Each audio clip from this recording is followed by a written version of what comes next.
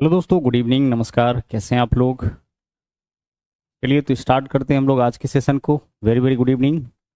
जल्दी से एक बार सभी लोग जुड़ जाइए। Rahul, Sahil, Manish, very very good evening.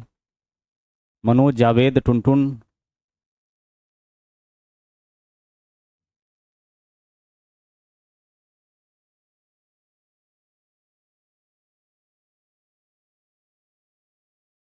Good evening सभी को। हाँ, मास्टर बैच एलपी का क्लास आपका फिर से स्टार्ट हो रहा है, मतलब स्टार्ट हो ही चुका है। शाम के 4 बजे से उस बैच को ज्वाइन सभी लोग कर लीजिएगा। एप्लीकेशन के ऊपर यह क्लासेज आपका चल रहा है, बहुत सारे इंपॉर्टेंट टॉपिक हो चुका है और हम लोग उसमें देखने वाले हैं अब लीनियर इक्वेशन। एक मोस्ट मोस्ट इंपॉर्टेंट टॉपिक है, तो वहाँ पे आपका कल लीनियर इक्वेशन स्टार्ट होगा। ठीक है, चलिए आ जाइए। आज जो है हम लोग यहाँ पे जो यह आपका बैच चल रहा है ना, इसके अंदर हम लोग प्रीवियस पेपर्स देख रहे हैं, यानी PYQ सेशन आपका चल रहा है, जिसमें हम लोग ग्रुप डी का, ALP टेक्नीशियन का, है ना, इन सब के प्रीवियस ईयर क्वेश्चंस को देखेंगे। साथ ही साथ हमने आपसे वादा किया है कि हम आपको टॉपिक वाइज भी इसके अंदर पढ़ाते चलेंगे।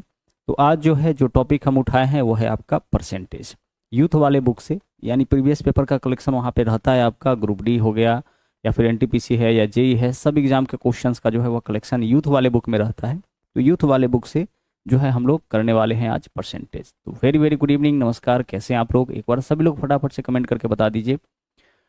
अमरेश है और Abhinav, Rahul, very very good evening. चलिए हम लोग स्टार्ट करने वाले हैं परसेंटेज। भाई परसेंटेज एक मोस्ट मोस्ट इंपॉर्टेंट टॉपिक है। अगर आप परसेंटेज अच्छे से समझ लेते हैं ना, अगर आप परसेंटेज टॉपिक को अच्छे से समझ लेते हैं तो कई सारा टॉपिक है जो कि आपका अच्छे से बनने लगेगा, क्योंकि उसी के ऊपर आधारित ही हैं।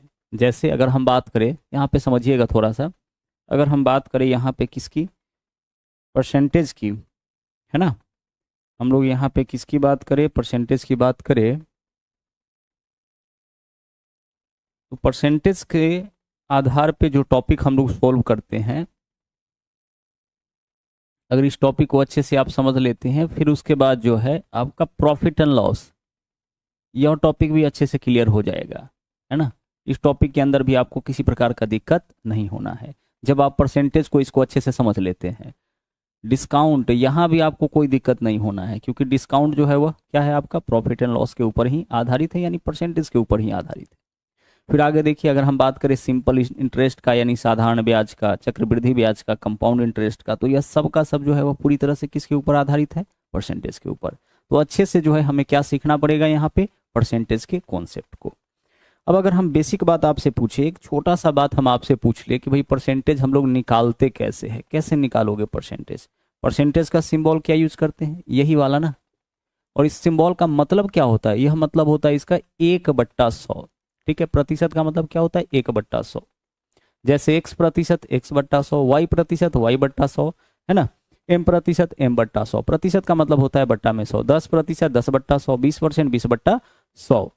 आगे देखिए, अगर हम आपसे यह कह ले कि MN का कितना प्रतिशत, तो आप कैसे निकालोगे? क्वेश्चन में कभी इस तरीके से पूछ दिया जाए कि भाई आप बताओ कि M जो है वह N का कितना प्रतिशत, तो जिसके बारे में बोलेगा हमेशा उसको ऊपर लिखिएगा और जिसके रिस्पेक्ट में बोला जाएगा उसको नीचे रखिएगा। ठीक है, क्वेश्चन क्या है, MN का कितना प्रतिशत, तो M ऊपर रहेगा, N नीचे रहेगा।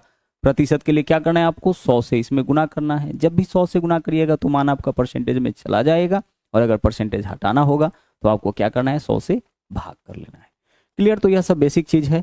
बाकी क्वेश्चन करने के दौरान और सारा जो कॉन्सेप्ट है वो हम लोग सीख लेंगे। तो आइए नंबर 1 क्वेश्चन के ऊपर आते हैं, जो क्वेश्चन सबसे ज्यादा आपका रिपीट किया है पिछले कई वर्षों में, है ना, जिस टाइप का क्वेश्चन सबसे ज्यादा आया है हम लोग शुरुआत उसी से करने वाले हैं। बोला यह गया है पहले क्वेश्चन में कि एक गांव की जनसंख्या में 10% वार्षिक दर से वृद्धि होती है, यानी हर वर्ष गांव का जनसंख्या 10% बढ़ जाता है। अभी जितना है 1 साल बाद 10% बढ़ जाएगा, अब जितना हो गया फिर 10% उसका बढ़ जाएगा। यह केस बन रहा है। पूछा यह गया है कि 2 वर्ष पहले इस गांव की जनसंख्या 10,000 थी, तो इसकी वर्तमान जनसंख्या कितनी है? 2 साल पहले का जनसंख्या दिया है, पूछ रहा है कि वर्तमान जनसंख्या कितना हो जाएगा। हो क्या रहा है, प्रत्येक वर्ष 10% के दर से वृद्धि हो रहा है। बनाते कैसे हैं ऐसे क्वेश्चन को, ध्यान से समझिएगा, कई कॉन्सेप्ट आपको सीखने को मिलेगा। और इसमें जो है डाटा थोड़ा डिफरेंट डिफरेंट भी मिलेगा, बड़ा बड़ा भी मिलेगा, किसी भी तरीके का मिलेगा। हर एक टाइप के क्वेश्चन को सोल्व करने का तरीका हम आपको बताएंगे, तो बस बने रहिएगा। गांव की जनसंख्या देख लीजिए कितना दे रखा है, अभी दे रखा है 10,000। अच्छा, यह जो 10,000 जनसंख्या है उसको देखिए तो यह कब का है, 2 साल पहले का है। अब आगे बोला है कि इस गांव की जनसंख्या 10,000 2 साल पहले, पूछ रहा है कि इसकी वर्तमान जनसंख्या कितनी, तो 2 साल पहले का जनसंख्या दिया है, वर्तमान पूछ रहा है, इसका मतलब हमें क्या करना है, 2 साल आगे बढ़ना है। 2 साल पीछे का जनसंख्या दिया है और वर्तमान पूछ रहा है, इसका मतलब 2 साल हमें क्या करना है, आगे चलना है। तो जब भी आगे चलना हो तो आप क्या करिए कि होल वैल्यू का ना सीधा गुणा कर लीजिए। जैसे 10% का वृद्धि हो रहा है, इसका मतलब है कि 110% हो जाएगा, तो 110/100 1 साल बाद हो जाएगा। 2 साल बाद पूछा है तो फिर से इसका 110/100 कर लीजिए, 2 साल के बाद यही इस गांव का जनसंख्या हो जाएगा। इतना ही आपको करना है। 2 साल पहले का इतना है, 10% के दर से बढ़ रहा है, यानी पहला साल 10% वृद्धि, तो 110% के बराबर हो जाएगा। 110% मतलब 110/100, फिर से 10% की वृद्धि होगी तो फिर से इसके 110 के बराबर हो जाएगा।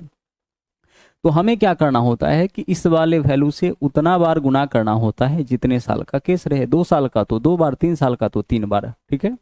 अब आप इसको जब सोल्व करोगे तो आंसर आपका यहाँ से इजीली जो है वह आ जाएगा। देखिए डबल जीरो है ना, सबसे पहले यहाँ से देखिए डबल जीरो से इस दोनों का डबल जीरो कैंसिल कर दिया, और फिर डबल जीरो से यहाँ से डबल जीरो कैंसिल।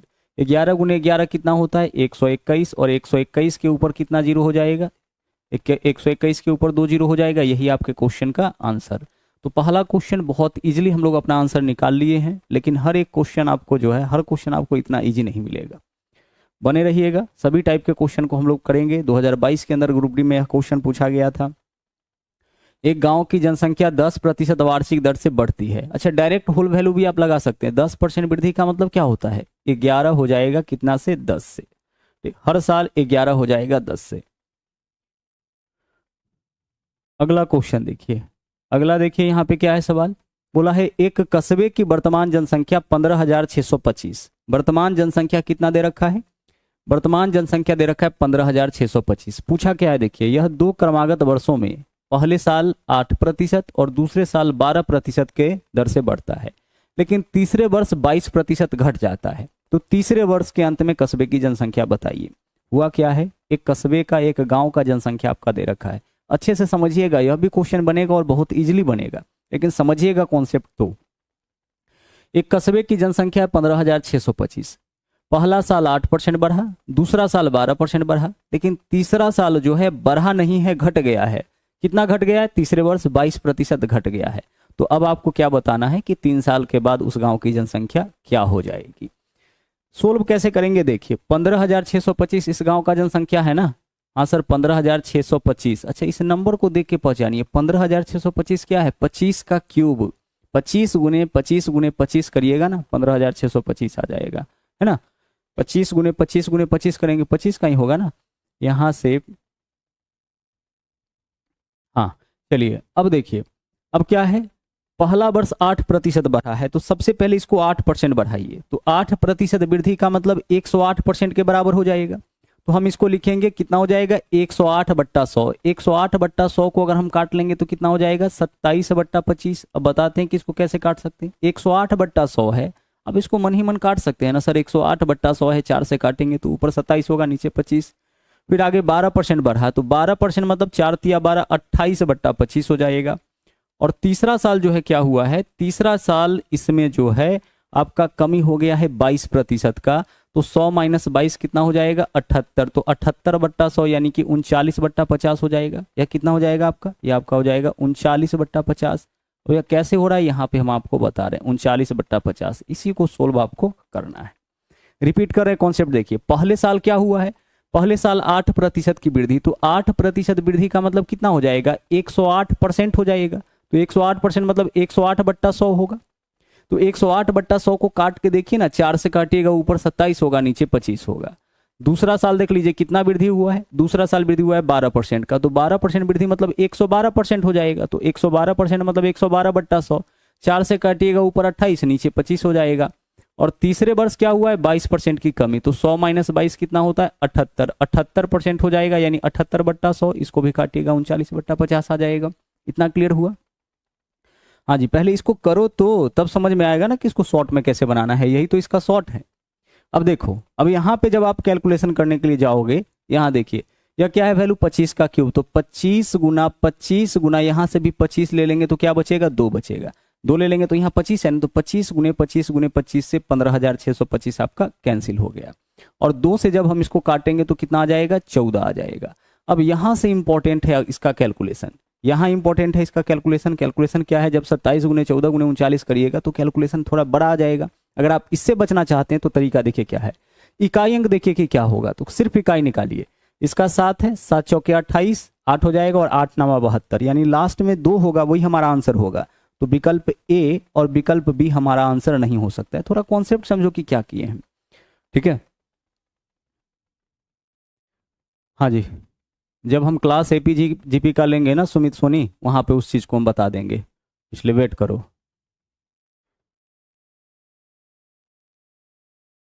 आगे चलिए, अब यहाँ पे हमें क्या करना है, पहली चीज तो पता लग गया कि लास्ट में 2 होगा, क्योंकि देखिए इकाई अंक निकालिए, 7 चौके 28 और 8 9 72।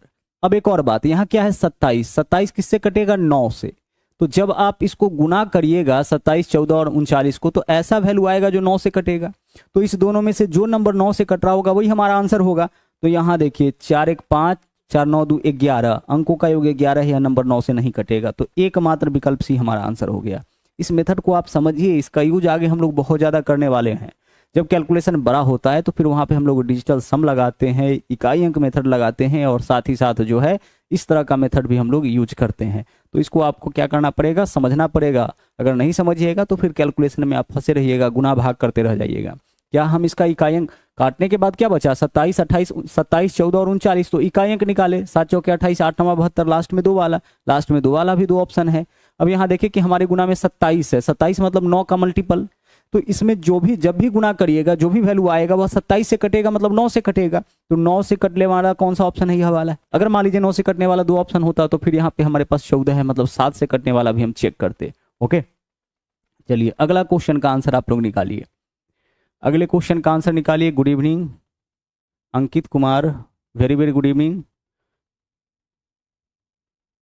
गाजीपुर से है तो वहां से आप शेयर वीडियो को करते रहिए।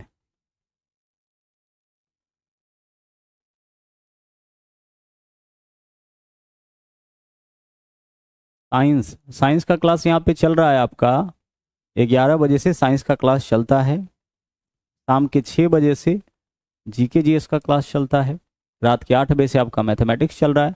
तो सभी क्लासेज आपको इस प्लेटफॉर्म के ऊपर लगातार मिलती रहेगी, बने रहिए। यूपी पुलिस का क्या कहना है, आपका पेपर तो लीक हो ही गया है। सर हम यूपी पुलिस का एग्जाम देकर आए थे, प्लीज बता दीजिए कि क्या होगा। यूपी पुलिस का एग्जाम कैंसिल होगा, क्या होना क्या है, क्वेश्चन इतना आउट है तो कैंसिल होना ही चाहिए।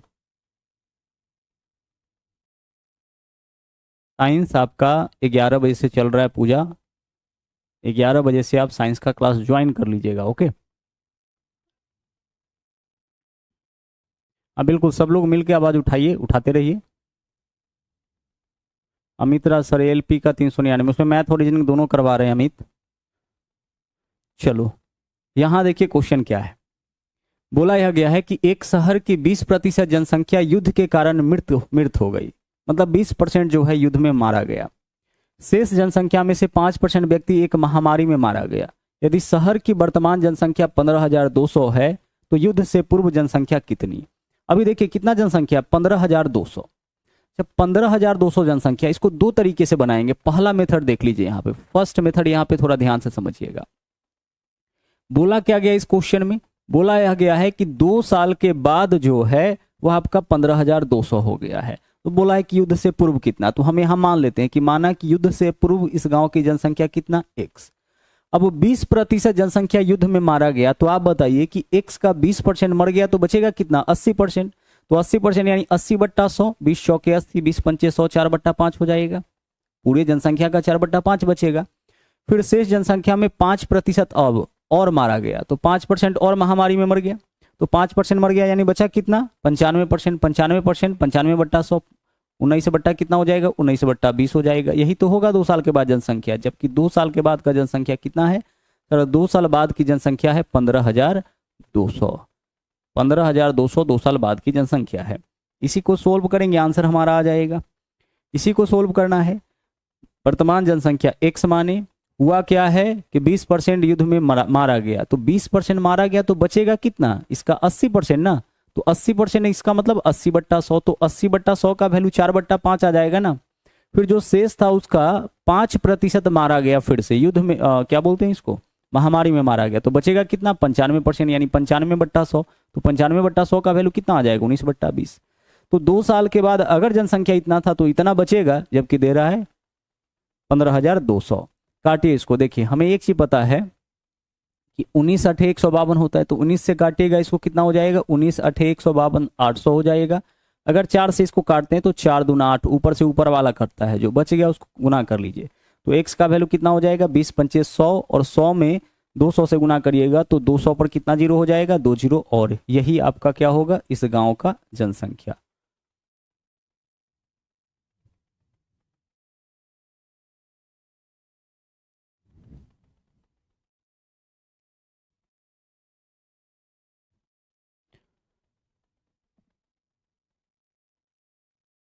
सर आप पूरा बुक कराइएगा या 10 क्लास के बाद, यह तुम लोगों के ऊपर डिपेंड करता है, एफ इंडियन रेलवे, कि तुम लोग कितना सपोर्ट कर पाते हो, है ना।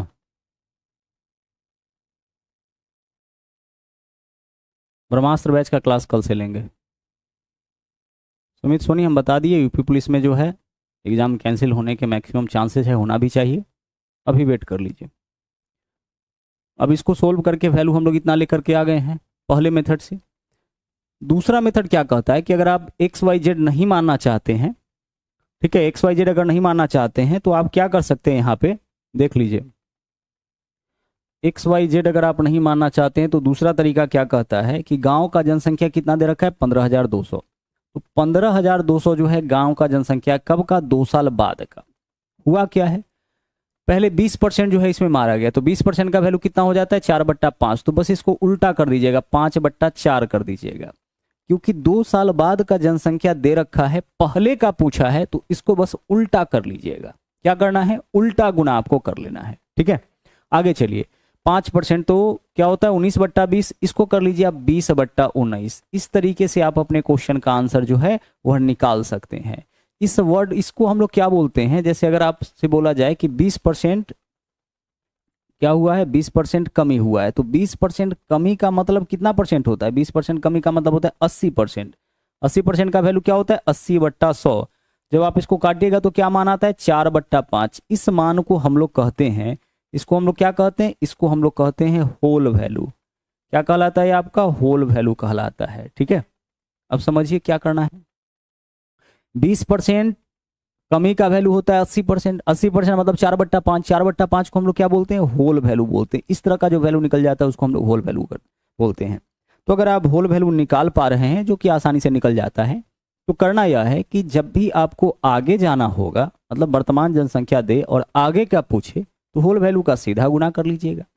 और अगर पहले का जनसंख्या दे, मतलब वर्तमान जनसंख्या दे, और पीछे जाना हो, यानी पीछे आपको जाना है, कैलेंडर में आपको पीछे जाना पड़ जाए, ठीक है, उस केस में क्या करना है, होल वैल्यू का उल्टा गुना करना है, अगर होल वैल्यू निकाल पा रहे हैं तो। नहीं तो एक्स वाई जेड मान करके आप आसानी से अपना आंसर निकाल सकते हैं। नंबर 4 क्वेश्चन देखिए क्या बोला है, बोला है पहले वर्ष के दौरान एक शहर की जनसंख्या में 10% की वृद्धि, दूसरे वर्ष के दौरान इसमें 10% की कमी, दूसरे वर्ष के अंत में इस गांव की, इस शहर की जनसंख्या 4,73,220 था, तो पहले वर्ष के आरंभ में क्या है क्वेश्चन, थोड़ा ध्यान से समझिएगा। 4,73,220 कब है, 2 साल के अंत में। पूछा क्या है, पहले वर्ष के आरंभ में। 2 साल के अंत का जनसंख्या दिया है, पहले वर्ष के आरंभ में, यानी कि 2 साल पीछे का पूछ रहा है। अगर होल वैल्यू का कॉन्सेप्ट यूज करना चाह रहे हैं तो होल वैल्यू का उल्टा गुना आपको यहाँ पे करना पड़ जाएगा। तो 4,73,000 कितना जनसंख्या है, 4,73,000। आइए इसको हम x मान के पहले बना लेते हैं। मान लिए कि वर्तमान जनसंख्या कितना है, x है। अब बोला है कि 10% की पहले वृद्धि हुई, तो 10% वृद्धि का मतलब 110% हो जाएगा, तो 110% मतलब 11/10।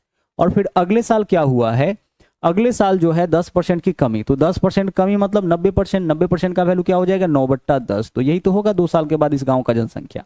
पहला साल 11 हो जाएगा 10 से, दूसरा साल 9 हो जाएगा 10 से, जबकि हो कितना जा रहा है, हो रहा है आपका 4,73,220। 4,73,220। सोल्व करिए, आंसर आपका आ जाएगा। फटाफट से इसको सोल्व कर लीजिए। पहले वर्ष के दौरान गांव की जनसंख्या में 10% की वृद्धि, दूसरे वर्ष के दौरान इसमें 10% की कमी हुई है। बोला है दूसरे वर्ष के अंत में जनसंख्या इतना, 2 साल के बाद जनसंख्या इतना, तो पहले वर्ष के अंत में आरंभ में कितना था, यानी पहले वर्ष कितना था, तो पहले वर्ष कितना कितना मान लिए, पहले वर्ष के आरंभ में x मान लिए।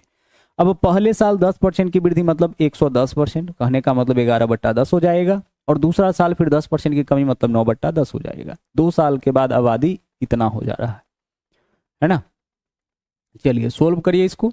अगर आप इसको काटते हैं 11 से तो क्या होगा, 11 से काटिए इसको, 11 चौके 44, 3 बचेगा, 11 तिया 33, 22 तो है लेकिन एक अंक लेना पड़ेगा, तभी तो दोनों को उतारिएगा। 11 दूना 22, 0 है तो 0। फिर इसको 9 से काटिए, कितना हो जाएगा, 9 से काटिएगा, यह हो जाएगा 9 चौके 36, 7 70 हो जाएगा, 9 सते 63, 9 8 72, यानी 4780। अब x का वैल्यू आप बता दीजिए क्या होगा। 10 गुने 10 100, 100 से इसमें गुना करिएगा तो कितना, 100 से इसमें गुना करिएगा तो 4780 पे 2 0 और आपका बढ़ जाएगा, यही आंसर। हाँ आप लोग भी आंसर ट्राई करिए तभी मजा आएगा। 4,78,000 विकल्प सी आंसर। जनसंख्या पे आधारित क्वेश्चन खूब पूछा जा रहा है, लगातार पूछा जा रहा है, केवल रेलवे के एग्जाम में ही नहीं बल्कि सारे कॉम्पिटेटिव एग्जाम में इस टाइप का जो क्वेश्चन है उसका संख्या बहुत ज़्यादा जो है बढ़ गया है पिछले कुछ वर्षों में।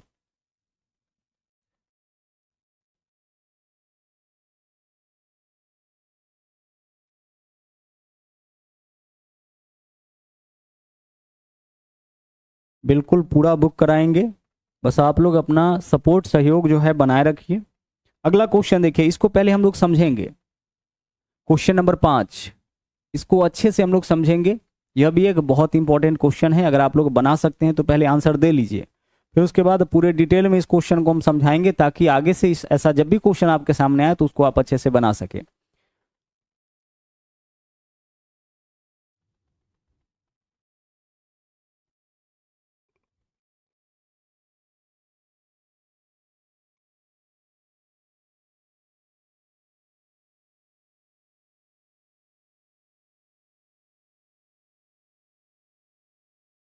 अगर थोड़ा सा आप फास्ट पढ़ाए तो बेहतर होगा। पंकज कुमार मलिक, थोड़ा सा तुम ही स्लो हो जाओ ना। देखो क्वेश्चन क्या है, बोला है किसी परीक्षा में जैक को 45% अंक मिला और वह 18 अंकों से अनुत्तीर्ण हो गया, मतलब फेल हो गया। जैक को कितना नंबर मिला है, जैक को मिला है, देखिए जैक को मिला है किसी परीक्षा में 45% नंबर। कितना परसेंट नंबर मिला है, 45% नंबर मिला है, लेकिन 45% नंबर ला करके यह पास नहीं किया है। जब यह 45% नंबर लाया तो यह फेल कर गया, कितना नंबर से, 18 नंबर से यह फेल कर गया। फेल करने का मतलब समझ रहे हैं, पासिंग मार्क्स से इसको 18 नंबर कम आया। अगर वह 65% नंबर लाता, अगर यह नंबर कितना लाता, 65% नंबर ला देता ना, उस केस में क्या होता, इसको जो है न्यूनतम अंकों से 6 अंक अधिक, यानी कि 6 नंबर इसको ज्यादा आ जाता। पास करने के लिए जितना नंबर निर्धारित है ना, उससे 6 नंबर इसको ज्यादा आ जाता। पूछा क्या है, पूछा यह है कि इस परीक्षा में कोई भी अधिकतम अंक कितने अंक प्राप्त कर सकता है, यानी कि टोटल मार्क्स हमें बताना है कि कितने नंबर का एग्जाम हुआ था। जरा ध्यान से समझिएगा, बोला क्या है, 45% जब नंबर लाया ना तो 18 नंबर से फेल हो गया। लेकिन जब वह 65% नंबर लाता है तो पासिंग मार्क्स से, यानी पास करने का न्यूनतम स्कोर, कोई भी एग्जाम जब आप देते हैं तो पता होता है ना कि पास करने के लिए कम से कम 60 नंबर चाहिए या 70 नंबर चाहिए या 80 नंबर चाहिए, तो वह कहलाता है न्यूनतम स्कोर, यानी उससे कम रहने पर आप फेल कर जाइएगा।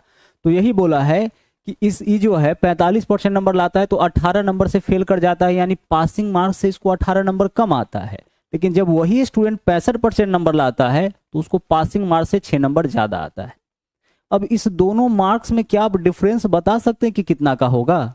18 नंबर कम से 6 नंबर ज्यादा के लिए इसके मार्क्स में जो अंतर आएगा वह कुल मिला के 24 का अंतर आएगा। आप बोलिएगा सर 24 का अंतर कैसे जान लिए आप। हम मान लेते हैं कि पास करने के लिए कम से कम 100 नंबर चाहिए, मान लेते हैं। तो जो 18 नंबर से फेल किया है उसको कितना नंबर आया होगा, 82 नंबर। और जो 6 नंबर ज़्यादा लाया है वो कितना नंबर लाया होगा, 106 नंबर। अगर हम पासिंग मार्क्स 100 मान लिए तो पहला जो 18 नंबर से फेल किया है उसको तो 82 आया होगा, और दूसरा केस में क्या है, 6 नंबर ज़्यादा मतलब 106। इस दोनों में डिफरेंस देखिए तो कितना का हो जाएगा, 82 में कितना जोड़िएगा 106, 24। तो फेल और ज़्यादा वाला में जो अंतर होता है हम लोग जोड़ के निकालते हैं। तो इन दोनों स्कोर में अंतर कितना का, 24 का। जबकि परसेंटेज में देख लीजिए 45% से 65%, अंतर कितने का आया, 20 का। तो परसेंटेज में जो है वृद्धि हो रहा है कितने का, परसेंटेज में दोनों मार्क्स में अंतर आ रहा है 20% का, रियल में 24। तो 24 20% का मान हो गया। हमें क्या करना है, टोटल मार्क्स बताना है, यानी 100% का मान 100 से गुना कर लीजिए बस। 20 पंचे 100, 24 पंचे कितना हो जाएगा, 120। यही आपका इस क्वेश्चन का आंसर हो जाएगा, यानी टोटल मार्क्स जो है वो आपका 120 था। थोड़ा कॉन्सेप्ट समझिएगा आप, 45% और 65% में परसेंटेज में अंतर कितने परसेंट का, 20% का। और 18 नंबर कम और 6 नंबर ज्यादा में अंतर कितना का, अंतर कम और ज्यादा में अंतर हम लोग जोड़ के निकालते हैं। तो 18 नंबर कम और 6 नंबर ज्यादा में अंतर 24 का। तो रियल में अंतर 24 का, परसेंटेज में 20%। यहाँ से रिलेशन निकला कि 24 जो है वह 20% का मान है। तो 24 में 20 से भाग करिएगा, 1% का मान निकलेगा। हमें क्या निकालना है, टोटल मार्क्स, यानी कि 100% का मान। कितना से गुना कर लेंगे, 100 से गुना कर लेंगे। अगर पूछता कि पास करने के लिए कितना नंबर चाहिए, तो टोटल मार्क्स का हम 45% निकालेंगे, फिर उसमें 18 जोड़ लेंगे।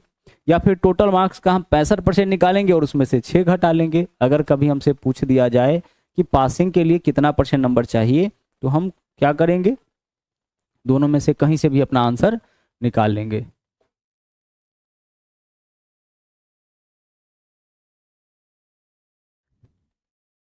अगला क्वेश्चन बनाइए। यदि किसी गांव की जनसंख्या 5 वर्ष में 1,75,000 से बढ़कर 2,62,500 हो जाती है, तो हमें बताना है कि जनसंख्या में प्रति वर्ष होने वाले औसत प्रतिशत वृद्धि ज्ञात कीजिए। 5 वर्ष में 1,75,000 से 2,62,500 हो जा रहा है। कितना का वृद्धि हुआ, 1,75,000 से 2,62,000। 1,75,000 से 2,62,000 कितना जोड़िएगा तो आ जाएगा 17,500। तो 17,500 का वृद्धि हो रहा है ना।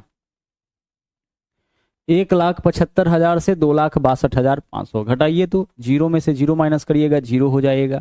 फिर जीरो में से जीरो माइनस जीरो, 5 में से जीरो माइनस करिएगा, कितना हो जाएगा 5। और 12 में से 5 माइनस करिएगा, 7 हो जाएगा। और यहाँ पे क्या बचा आपका, यहाँ पे 25 में से 17 माइनस करिए, कितना हो जाएगा। यहाँ पे गलत लिख दिए हैं क्या, एक सेकेंड, घटा के लिखना है ना। जीरो में से जीरो माइनस करे, इसमें से इसको घटाना है। जीरो में से जीरो माइनस करिए, कितना हो जाएगा, जीरो हो जाएगा। 1,75,000 से 2,62,500 हो गया है। तो कितना का अंतर आया पहले उसको देखेंगे ना। तो इसमें से इसको घटाइए, तो जीरो में से जीरो घटाइएगा, जीरो। फिर जीरो में से जीरो घटाइएगा, फिर से एक जीरो। अब यहाँ देखिए 5 है, 5 में से जीरो घटाइएगा, 5 आएगा। तो 2 जीरो के बाद क्या मिलेगा हमें, 2 जीरो के बाद मिलेगा 5। अब आगे यहाँ पे 2 है, चौथा अंक क्या है, यहाँ पे 2 है। तो 2 में से 5 नहीं घटेगा, हासिल ले लेंगे। 12 में से 5 माइनस करेंगे, कितना हो जाएगा, 12 में से 5 माइनस करेंगे 7 हो जाएगा। अब हमारे पास यहाँ 25 है, 25 में से 17 माइनस करिए, 25 में से 17 माइनस करिएगा, कितना हो जाएगा 8। तो 87,500 का वृद्धि हो रहा है। ठीक है, कितना का वृद्धि हो रहा है, 87,500 का। तो 87,500 का जो वृद्धि हो रहा है वह कितना पे हो रहा है सर, 87,500 का जो वृद्धि हो रहा है ना, वह हो रहा है 1,75,000 पे। कितना पे, 1,75,000 पे, इतना पे वृद्धि हो रहा है। हमें क्या करना है, प्रतिशत में कितना, तो गुना करेंगे कितना से, 100 से। इससे यह निकलेगा कि कितने प्रतिशत का वृद्धि हो रहा है। लेकिन यह वृद्धि निकलेगा कितने साल का, 5 साल का। हमें औसत वृद्धि बताना है, तो हम क्या करेंगे, इसी में फिर से भाग करेंगे 5 से। तो इसमें फिर से हमें 5 से भाग करना है, तो 5 हम यहाँ पे रख दे, भाग करना है 5 से ना, तो 5 हम यहाँ पे रख देते हैं। फाइनल जो वैल्यू आएगा उसमें भाग करिएगा 5 से। तो 5 से भाग करने का मतलब 1/5 से गुना। 5 से भाग क्यों करेंगे, क्योंकि बोला क्या है, हमें निकालना क्या है, हमें प्रति वर्ष होने वाली औसत प्रतिशत वृद्धि। औसत प्रतिशत वृद्धि यानी 5 साल का वृद्धि तो है, हमें क्या बताना है, हमें बताना है 1 साल का। अब 5 से जब आप इसको काटिएगा ना, तो कितना हो जाएगा, देखिए 5 से काटिएगा, 5 एकम 5 हो जाएगा, 3 बचेगा 37, 5 सत्ते 35, 5 25, ठीक है, डबल जीरो है तो डबल जीरो। जब आप इसको काटिएगा तो एक जीरो से तो आपका एक जीरो कट जाएगा और 17,500 यहाँ भी है, यहाँ भी कट गया, क्या बचा आपके पास 10%, तो 10% ही आपका आंसर हो जाएगा। जब आप इस पूरे को कैलकुलेट करते हैं नीचे वाला 5 छोड़ के तो क्या वैल्यू आता 50%। फिर 50% में आपको भाग करना ही पड़ता, 5 से भाग करना क्यों पड़ता, क्योंकि हमें बताना है औसत वृद्धि। तो 5 साल का प्रतिशत वृद्धि आप निकाल लीजिएगा, 5 से भाग करिएगा तभी तो औसत वृद्धि निकलेगा।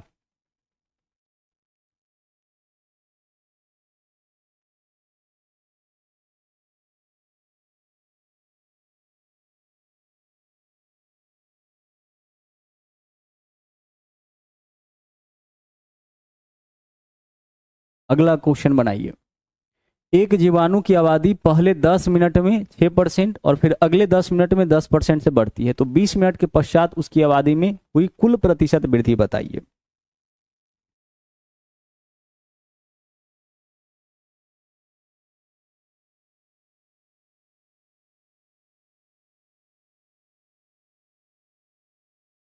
फिर क्लास को सभी दोस्तों के पास शेयर भी करते हैं, तभी रिप्लाई तो दे रहे हैं ना सुभाष, और कैसे चाहिए बोलो। क्लास चलता है आपका 8 बजे से। अब देखिए यहाँ पे जब हम पढ़ाते रहते हैं तो बोर्ड की तरफ देखते रहते हैं, उस समय आप लोगों का जो भी कमेंट आता है वो पास हो जाता है ना। जब हम इस तरफ देखते हैं उस समय जो भी कमेंट होता है हम लेते हैं उसको। आइए इस क्वेश्चन पे आते हैं।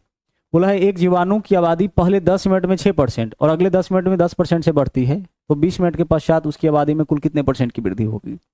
समझिएगा, दो तरीका इस क्वेश्चन को सोल्व करने का। पहला मेथड क्या है, पहले 6% बढ़ा फिर 10% बढ़ा, यही तो हुआ है ना। 20 मिनट में कुल कितना वृद्धि, तो पहले 6% बढ़ा और उसके बाद बढ़े हुए में फिर 10% बढ़ा।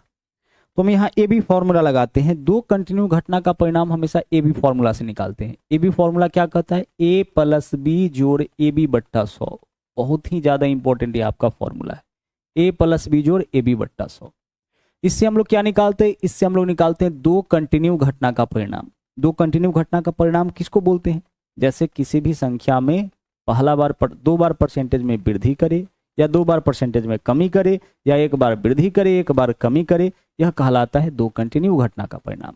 एक ही नंबर में क्या कर रहे हैं हम लोग, 2 बार परसेंटेज चेंजेस कर रहे हैं। फिर से सुनिए, एक ही नंबर में अगर 2 बार परसेंटेज चेंजेस किया जाए, यानी 2 बार वृद्धि या 2 बार कमी या 1 बार वृद्धि और 1 बार कमी किया जाए, तो यह कहलाता है दो कंटिन्यू घटना का परिणाम। तो दो कंटिन्यू घटना का परिणाम हम लोग ए बी फॉर्मूला से निकालते हैं, जहां पे ए के जगह हम लोग क्या लिखेंगे, पहला बार जितने प्रतिशत का वृद्धि या कमी हो रहा है उसको, बी के स्थान पर किसको लिखेंगे, दूसरा बार जितने % की वृद्धि या कमी हो रहा होगा उसको। अब ध्यान रखिएगा यहाँ पे अगर वृद्धि होगा तो प्लस साइन यूज करेंगे, कमी होगा तो माइनस साइन यूज करेंगे। और यहाँ वाला जो साइन होगा गौर से देखिएगा, अगर मान लीजिए पहला बार मान में वृद्धि हुआ है तो पहला वैल्यू प्लस में, दूसरा बार कमी तो दूसरा वैल्यू माइनस में। ये बीच वाला जो चिन्ह है वह किसका चिन्ह है, ए गुने बी का। मतलब अगर दोनों प्लस में तो यहाँ प्लस, अगर दोनों माइनस में फिर भी यहाँ प्लस, क्योंकि माइनस गुना माइनस क्या होता है प्लस। यहाँ माइनस तब रहेगा जब दोनों में से कोई एक माइनस में, यहाँ माइनस कब रहेगा जब दोनों में से कोई एक माइनस में। यह है आपका ए बी फॉर्मूला का कॉन्सेप्ट। जैसे इस क्वेश्चन में देखिए, पहले 10 मिनट में कितना % बढ़ा, 6%, तो ए के जगह +6। अगले 10 मिनट में कितना % बढ़ा, 10%, तो बी का मान +10 हो गया। दोनों प्लस में तो यहाँ क्या लिखेंगे, प्लस लिखेंगे। ए प्लस बी जोड़ ए बी, तो ए के जगह 6, बी के जगह 10, बट्टा में कितना आ जाएगा, बट्टा में आ जाएगा 100। सोल्व करिए, 0 से 0 कैंसिल, 6 और 10 16 हो जाएगा। 16 प्लस 6 में 10 से भाग करिएगा 0.6 हो जाएगा। 16 में 0.6 जोड़ लीजिए, 16 दशमलव क्या आ गया, 6 आ गया। 16.6 प्लस में आया है, प्लस में आने का मतलब वृद्धि, अगर माइनस में आ जाता तो कमी।